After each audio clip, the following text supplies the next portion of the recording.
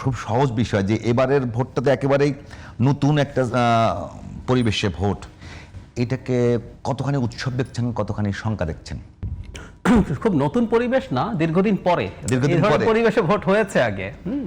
নতুন পরিবেশ বলছে নতুন বাংলাদেশে, নতুন বাংলাদেশ মানে এই যে ভোট হওয়া, ভোট জেনুইন ভোটের তো কয়েকটা অভিজ্ঞতা আমাদের আছে।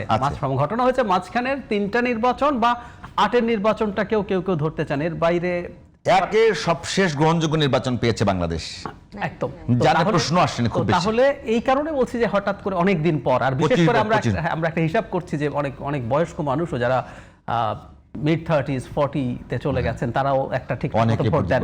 হ্যাঁ, সো এই প্রেক্ষাপটে এটা একটা নতুন জায়গা। এরকম প্রেক্ষিতে উৎসব থাকবে এবং আশঙ্কাও থাকবে, কোনোটাই অস্বাভাবিক না। মানে বাংলা কেমন দেখছেন এইটাই হলো, আমি ধারণা করি যে এটাই একটা কার্ভের মতো ছিল না, মানে যত আগে সময়টা ছিল তখন আশঙ্কা বেশি ছিল, উৎসব বা মানুষের যে সম্ভাবনা সেটা কম ছিল।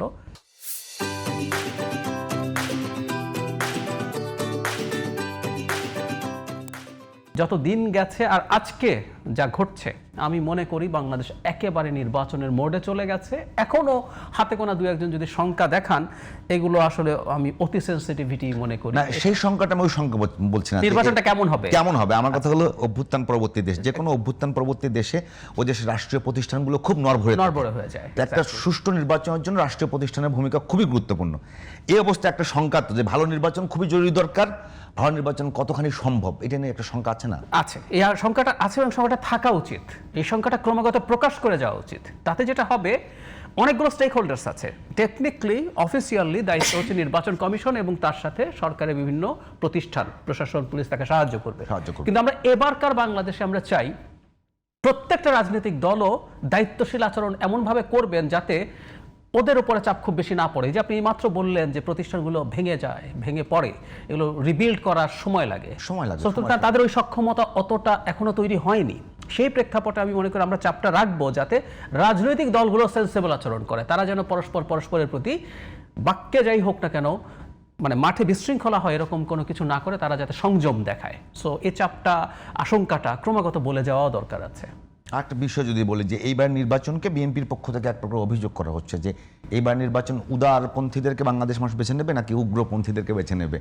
যখন উদারপন্থী এবং উগ্রপন্থী একটা প্রশ্ন এসেই যায়, আমি আবার বলছি উদারপন্থী এবং উগ্রপন্থী বিষয়ে একটা প্রশ্ন এসে যায়, তখনকার সময়ে এই রকম নরভরে প্রশাসন কিভাবে নির্বাচনটাকে ট্যাকেল করবে বলে আপনি মনে করেন?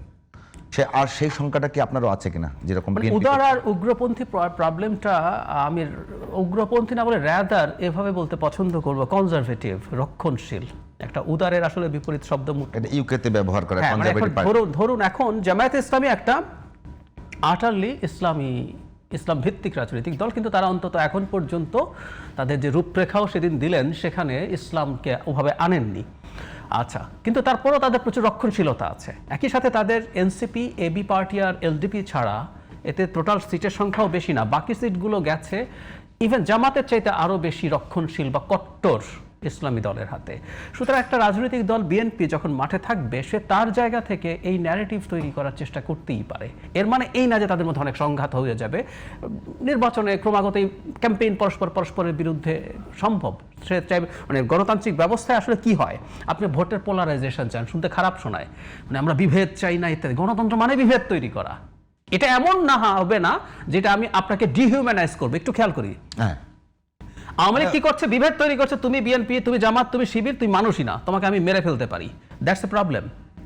কিন্তু গণতন্ত্র আদতে কি? আসলে গণতন্ত্র আদতে হচ্ছে সফট টঙে হলেও বিভেদ তৈরি করা। তুমি এই হচ্ছে আমার মতাদর্শ, এই হচ্ছে আমার কর্মসূচি, আমি যদি সাম পার্সেন্টেজ অফ পিপলের ভোট পেয়ে যাই, আমি জিতে যাই।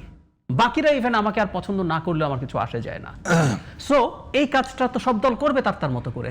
কিন্তু 5 আগস্ট পরবর্তী, অভ্যুত্থান পরবর্তী বাংলাদেশের যে একটা আকাঙ্ক্ষা ছিল যে বাংলাদেশের অন্তপক্ষে রাজনৈতিক কালচারে একটা বড় ধরনের পরিবর্তন আসবে, একে অপরকে আক্রমণ করার চাইতে সমালোচনাটা বেশি করবে। আমি এখন পর্যন্ত কোন অভ্যুত্থান পরবর্তী বাংলাদেশ, আমি যদি অন্য দেশগুলোর সাথে তুলনা করি, মিডল ইস্ট, আমরা যেগুলোতে গৃহযুদ্ধ শুরু হয়ে গেছে সেগুলো বাদ দিলাম, 2টো দেশ তো আছে, ইজিপ্ট এবং তিউনিসিয়া, যারা নির্বাচন পর্যন্ত যেতে পেরেছে, পরে আবার অন্য ঘটনা ঘটেছে, সেটা অন্য আলোচনা। ওদের চাইতে আমরা কিন্তু এখন পর্যন্ত ভালো আছি। বাংলাদেশের বিবাদমান দলগুলো পরস্পরের বিরুদ্ধে যা বলছে, সে সাথে আপনি যদি দেখেন ঐক্যমত্য কমিশনে তারা যাচ্ছেন, তাদের মধ্যে খুবই কর্ডিয়াল এনগেজমেন্ট হয়েছে, আলোচনা হয়েছে। এখনো এমন পর্যায়ে চলে যাই নাই যে আমরা রাস্তাঘাটে প্রচুর মারপিট শুরু করছি। আমি সত্যিই মনে করি, আমি যদি তুলনা করে দেখি, খুব খারাপ না। আমাদের সমস্যা হয়েছে, আমরা অনেকে মনে করেছিলাম 5 আগস্টের পর আমরা সব ভুলে টুলে মানে ইউরোপ আমেরিকার মতো গণতান্ত্রিক হয়ে যাবে। এটা হয় না। গণতন্ত্র একটা লম্বা জার্নির ব্যাপার। সো এই জার্নিটা এখন পর্যন্ত আমি যে জায়গায় আছি, নির্বাচনটা হবে, নির্বাচন কিছু সংঘাত হতে পারে, আগেভাগে বলে রাখা ভালো, কিন্তু এটা যাতে এমন না হয়ে যায় যে নির্বাচন অগ্রহণযোগ্য হয়ে যাবে। সো আপনি যদি এক্সপেকটেশনটা ঠিকঠাক করতে পারেন, আপনি ফ্রাস্ট্রেটেড হবেন না। আমি এখন পর্যন্ত আমাদের যে জার্নি গণ অভ্যুত্থান পরবর্তী, প্রচুর বক্তব্য আছে, পরস্পরকে দায়ী করার জায়গা আছে, এগুলো রাজনীতিতে করতে হবে। তো তুমি সংস্কার চাও না, তুমি আবার হাসিনা হইতে চাও, আবার আরেকজন এটা বলবে, আরেকজন ওটা বলবে, তুমি চাঁদাবাজি করো, টেম্পু স্ট্যান্ড, তুমি এগুলো তো নির্বাচনের জায়গায় থাকতেই হবে। রাজনীতিতে এগুলোই তো ফ্যাক্টরস, এভাবেই তো রাজনীতি হয়। আমি এখন পর্যন্ত আশাবাদী।